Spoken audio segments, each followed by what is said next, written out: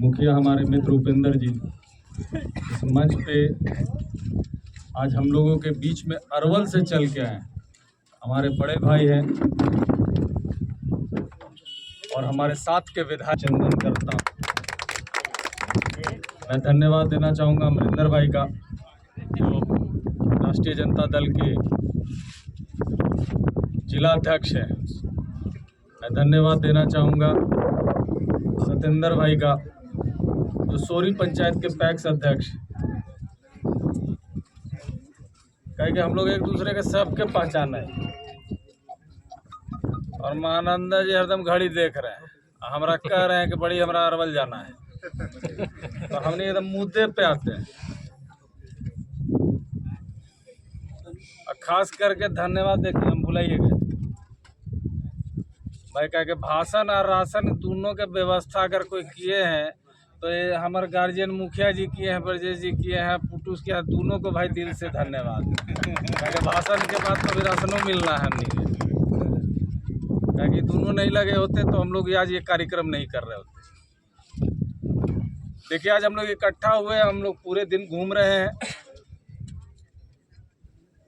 महागठबंधन के प्रत्याशी और हम लोगों के अपने प्रत्याशी राजाराम जी के लिए वोट अपील करने के लिए। हम एक दो बात जरूर आप लोगों के बीच में बोलेंगे, खास करके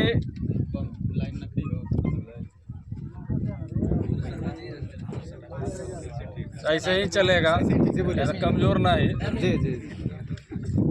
जो स्थिति है, हमको लगता है कि जब से काराकाट लोकसभा बना है, जब से काराकाट लोकसभा बना है, हमको लगता है कि प्रथम बार लोकल कैंडिडेट हम लोगों के बीच में मिले, जो इस जमीन के हैं, जो इस धरती के तपिश को जानते हैं, यहाँ के हर दुख को जानते हैं, हर सुख को जानते हैं। जब से काराकाट बना है तब से आप लोग हरदम बाहरी को वोट देते आए। कभी चैनपुर से लोग चले आते हैं, कभी हाजीपुर से लोग चले आते हैं। हम उन लोगों का विरोध नहीं कर रहे, हम लोगों का विरोध नहीं कर रहे हैं। अगर कुशवाहा ही समाज से अगर हम लोगों को चयन करना है तो राजाराम जी में बुराई क्या है, हम आप लोगों से केवल पूछना चाहते हैं।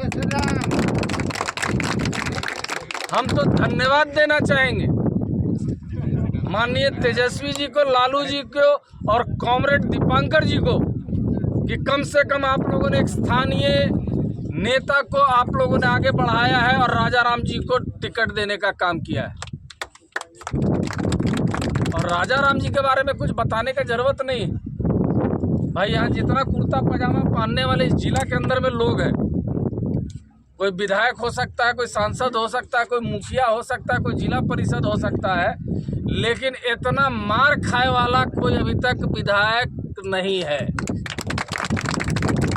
और किसके लिए मार खाए? ये आपके हक के लिए मार खाए।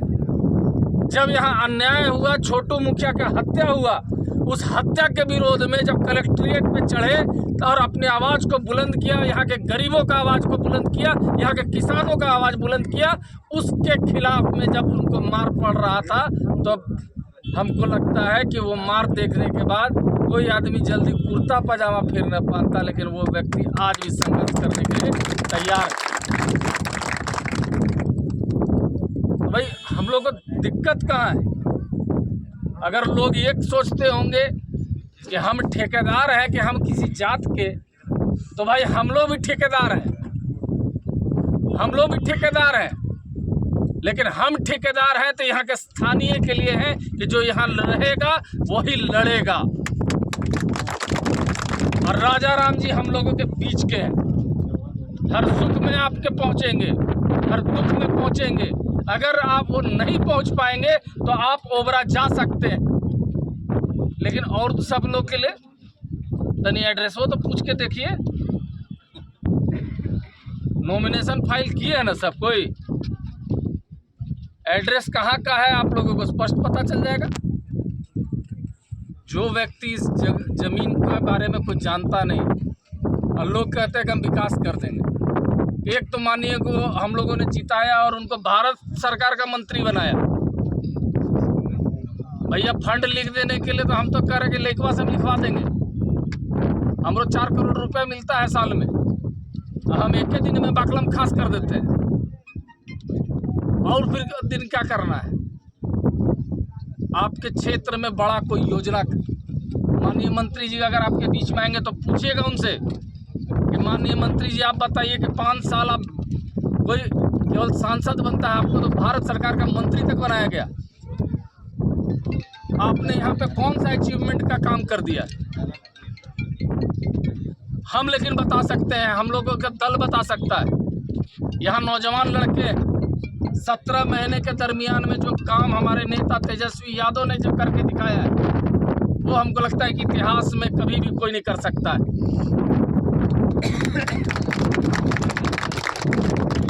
वो हमारे ही चुनाव में बारून में आए थे और बारून के अंदर में उन्होंने कहा था कि 10 लाख नौकरी का मैं गारंटी लेता हूं, आप मुझे मुख्यमंत्री बनाइए। लेकिन हम लोग कुछ सीट से हम लोग चूक गए थे। अब मात्र 12,000 वोट से हम लोग चूके थे और हम लोगों की सरकार नहीं बनी। लेकिन किस्मत बदलता है, हम लोग 17 महीने के लिए सरकार में आए और हमारे नेता ने 5 लाख नौजवान लड़कों को नौकरी देने का काम किया।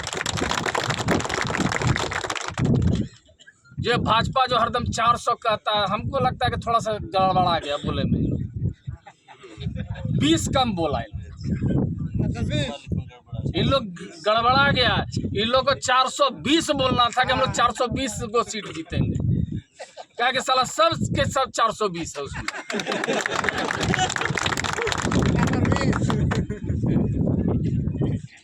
जो स्थिति इन लोगों ने पैदा कर दिया है, कहता गारंटी है, मोदी का गारंटी है।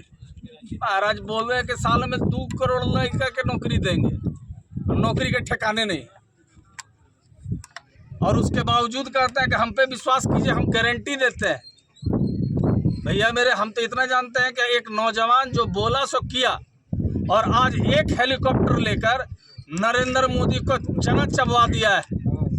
अभी देखिएगा कि 25 तारीख के डेहरी तक आ गए, डेहरी आ गए, औरंगाबाद आ गए। अब हमको लगता है कि हो सकता है कि अगला चुनाव में बैरिया बाजार में मिलेंगे नरेंद्र मोदी। जो स्थिति बन गया है, प्रधानमंत्री रोड शो कर रहे हैं। कभी रोड शो बिहार के अंदर में उनका नहीं हुआ। ये स्थिति या परिस्थिति अगर कोई पैदा किया है तो हम लोगों के नेता ने पैदा कर दिया है, महागठबंधन के नेताओं ने पैदा कर दिया, लालू प्रसाद यादव जी ने पैदा कर दिया।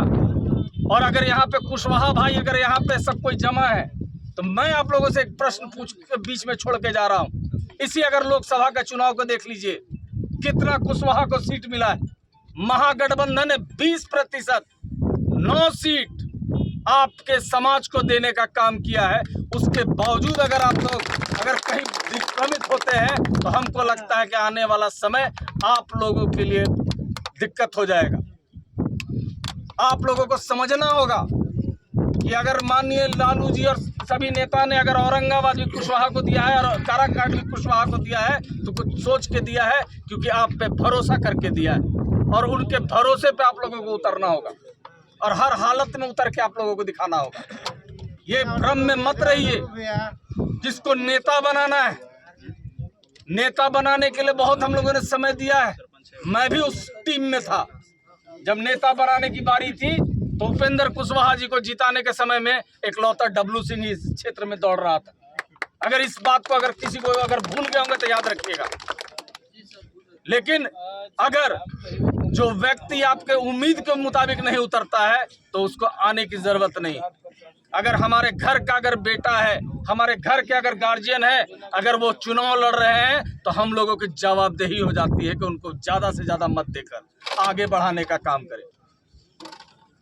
राजा राम जी को ये बताने की ज़रूरत नहीं पड़ेगी कि कौन बाजार कहाँ है, कौन गांव कहाँ है, किसी बीघे में जाना है कि कहाँ जाना है, उनको बताने की ज़रूरत नहीं पड़ेगा।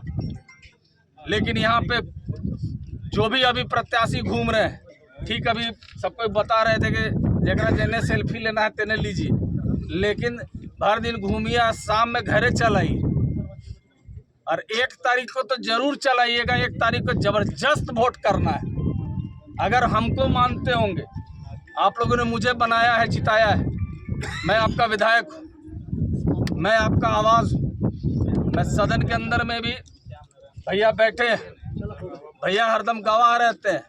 अभी हमारा से कह रहे थे कि डब्लू जी आपका बड़ी अल्पसूचित आ जाता है, कैसे आता है हमारा बताइएगा। हम कह के भैया पटने बताएंगे, हिया ना बताएंगे। हम लोग अपने क्षेत्र के लिए चिंता करते हैं। 17 महीने के अंदर में मैं भी अपने क्षेत्र के लिए बहुत बड़ा बड़ा काम किया। अगर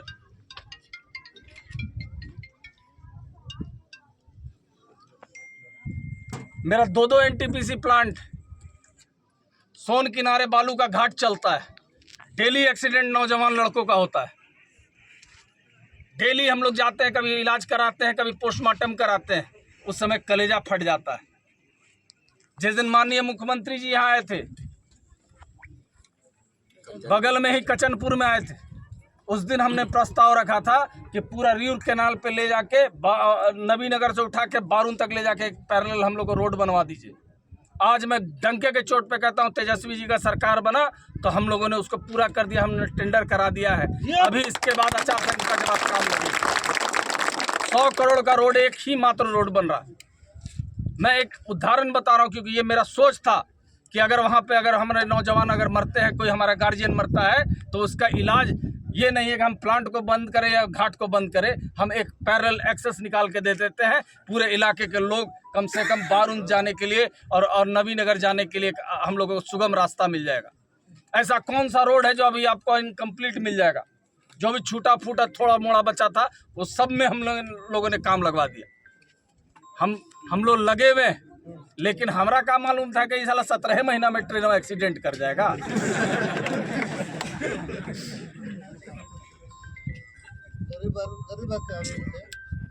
लेकिन दिक्कत उसका नहीं, सरकार आने जाने की चीज।